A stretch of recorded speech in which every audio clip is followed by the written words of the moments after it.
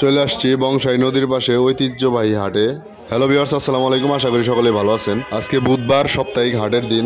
অনেকে হয়তোবা এই বট গাছটি দেখে চিনে ফেলছেন। এটা কোন জায়গা, কে কে চিনতে পারছেন অবশ্যই কমেন্ট করে জানাবেন। আপনার বাসা যদি টাঙ্গাইল ডিস্ট্রিক্ট কালিয়াদী থানায় থাকে তাহলে অবশ্যই আপনার চিনার কথা। আর যদি না চিনে থাকেন ভিডিওটি দেখতে থাকুন। আমরা মূলত আজকে হাট বাজারে আসছি কিছু সবজি গাছ কেনার জন্য। আমি আর জাকির ভাই দুইজনেই আসছি এলেঙ্গা বংশাই নদীর তীরে ঐতিহ্যবাহী হাটে। আমরা এখন যে জায়গায় দাঁড়িয়ে আছি এটা হচ্ছে হাটের উত্তর পাশের শেষ সীমানায়। এই পাশে নাকি ছোট ছোট চারাগুলা বিক্রি করা হয়। ফুলকপি, বাঁধাকপি, মরিচ, বেগুন, নানান ধরনের চারা বিক্রি করা হয়। এইখান থেকে জাকির ভাই কিছু ফুলকপি আর বেগুনের চারা নিয়ে নিলেন। আশেপাশে গ্রাম অঞ্চলে আবাদ করা টাটকা শাকসবজিও পাওয়া যায় এই হাটে। হাটের উত্তর পাশ থেকে দক্ষিণ দিকে যাচ্ছিলাম, হঠাৎ দেখি পাশ থেকে কে যেন ডাকতেছে। তাকাই দেখি লিমন ভাই। ভাইয়া,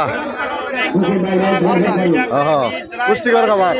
উনি দেখি টাটকা লাল শাক হাতে নিয়ে দাঁড়ায় আছে। লিমন ভাইয়ের মতো আমার অনেক পরিচিত ভাই ব্রাদাররা এই হাটে আসতেন বা আসেন, এখন হয়তো বা দেশের বাইরে থাকেন, এই হাটে আসা হয় না। আপনারা কে কে এই হাটে একবার হলেও আসছেন অবশ্যই কমেন্ট করে জানাবেন। এই হাটে প্রচুর লোকজন আসে বাজার করার জন্য। আপনারা এই হাটে নিত্য প্রয়োজনীয় সবকিছুই পাবেন। দেখেন মাইকে বলতেছে আর 3টা লোক আসলে নাকি শেষ। গ্রামের সহজ সরল মানুষগুলাকে ভুজুং বাজুং বুঝিয়ে উনিও বেচাকিনি ভালোই করেছে।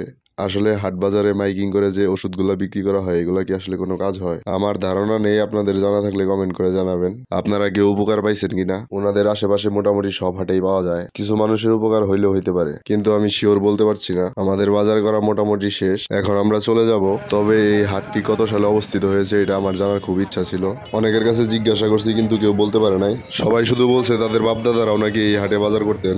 তাতে বোঝা যাচ্ছিল এই হাটটি অনেক অনেক আগের পুরানো হাট। আপনাদের যদি কারো জানা থাকে কত সালে অবস্থিত হয়েছে অবশ্যই কমেন্ট করে জানাবেন। এটা হচ্ছে বংশাই নদীর উপর দিয়ে বানানো একটি ব্রিজ, যেটা মগরা পোটলকে এলাঙ্গার সাথে সংযুক্ত করেছে।